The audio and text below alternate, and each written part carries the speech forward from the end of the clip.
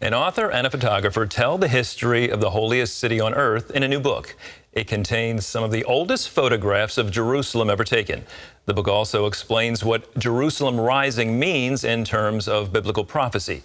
And Chris Mitchell has the details.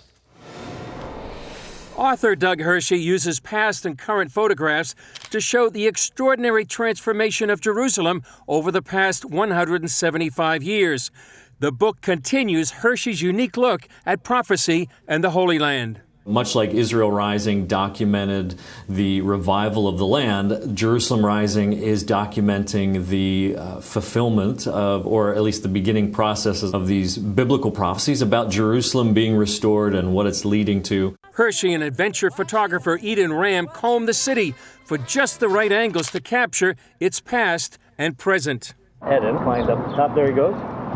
Looking at, you can kind of look through the fence here. It'll look better when you see the actual photos, but some of all of that stuff right in there is what he's getting a shot of from back in the early 1900s. To be able to go to some of these locations and find the exact locations where a photographer set up 175 years ago to capture what Jerusalem looks like, and then go back today to the exact same location. Some of the oldest photos of Jerusalem ever taken were from 1844, and we have several of those in Jerusalem Rising, and all of those I don't think have ever been recreated ever. One of those before and after photos takes place here, just outside the Jaffa Gate of Jerusalem's old city walls. It looks back from this spot towards what's known as the Tower of David.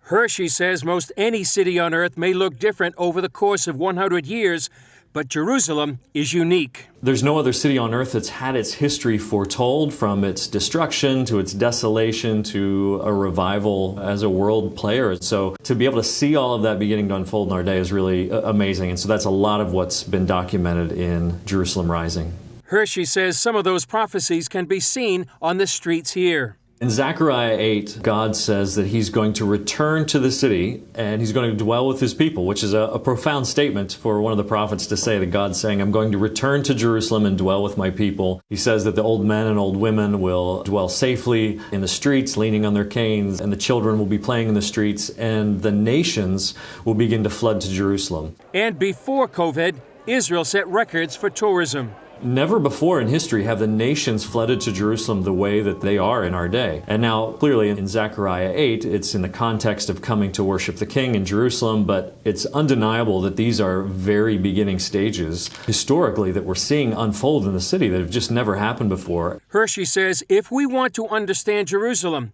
we must look to the Scriptures. Ultimately, if we continue reading the Scriptures, if we believe what the prophets said, Jerusalem is going to be a seat of ruling power for a Jewish king. Ezekiel 5:5 says that God has placed Jerusalem in the center of the earth. So locationally, it's already in the center of the earth. And one day soon, and even beginning now, it's already becoming the center of the world's attention. A city that for thousands of years has stood at the crossroads of history and prophecy. Jerusalem has been conquered and reconquered multiple times. It's changed hands over 40 times. It's been completely leveled at least twice. There's been literally hundreds and hundreds and hundreds of years where the city has just laid desolate, according to eyewitness accounts. Now we're at a time where things are starting to revive. So prophetic words from Zechariah 8 or Isaiah or any of these prophets about Israel, about Jerusalem, where once we thought were allegorical or spiritual or just abstract concepts, we're finding that God is doing exactly what he said. Never before have these prophecies been fulfilled in such a dramatic and significant way, and it's happening in our day in a really powerful and unique way. Chris Mitchell, CBN News, the Jaffa Gate, Jerusalem's Old City. Thanks so much, Chris. I want to remind you the book is called Jerusalem Rising. It's available wherever books are sold.